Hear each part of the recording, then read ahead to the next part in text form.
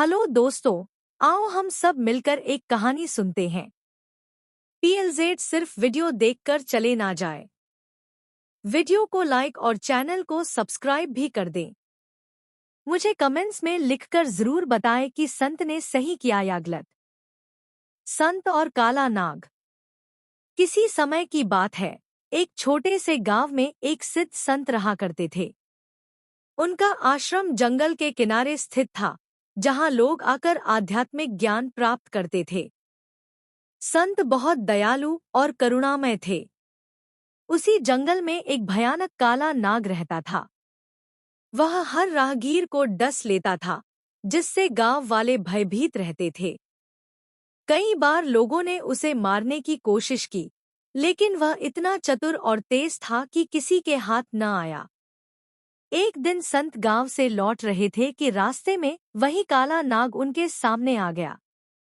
गांव के लोग दूर से यह दृश्य देख रहे थे और मन ही मन सोच रहे थे कि आज संत भी नहीं बचेंगे। लेकिन जैसे ही नाग ने फन उठाया, संत मुस्कुराए और बोले, वत्स, क्रोध से केवल विनाश होता है। तुम दूसरों को क्यों हानि पहुंचाते हो? नाग पहली बार किसी को डरते नहीं देख रहा था।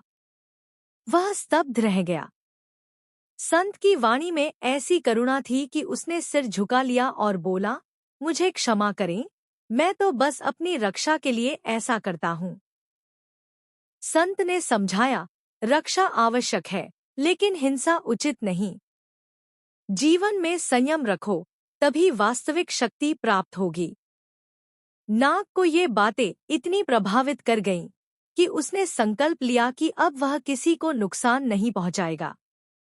कुछ महीनों बाद संत दोबारा उसी रास्ते से गुजरे। उन्होंने देखा कि नाग बहुत कमजोर और घायल पड़ा था। उन्होंने पूछा, वत्स, तुम्हारी यह दशा कैसे हुई? नाग ने कराहते हुए कहा, गुरुदेव, मैंने आपकी बात मानकर किसी को डसा नहीं, लेकिन गांव के लड़के मुझ पर पत्थर फेंकते हैं और लाठी से मारते हैं। संत मुस्कुराए और बोले, मैंने तुम्हें डसने से मना किया था, लेकिन फुफकारने से नहीं। आत्मरक्षा आवश्यक है, लेकिन हिंसा नहीं। जीवन में संतुलन ही सबसे बड़ा धर्म है। उस दिन के बाद नाग ने संतुलित जीवन जीना सीख लिया।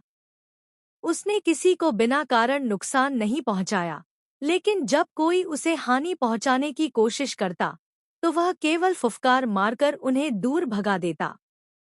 इस कहानी से हमें ये सीख मिलती है कि अहिंसा का अर्थ कायरता नहीं, बल्कि संयम है। आत्मरक्षा आवश्यक है, लेकिन अनावश्यक हिंसा पाप है। जीवन में संतुलन बनाए रखना ही वास्तविक आध्यात्मिकता है।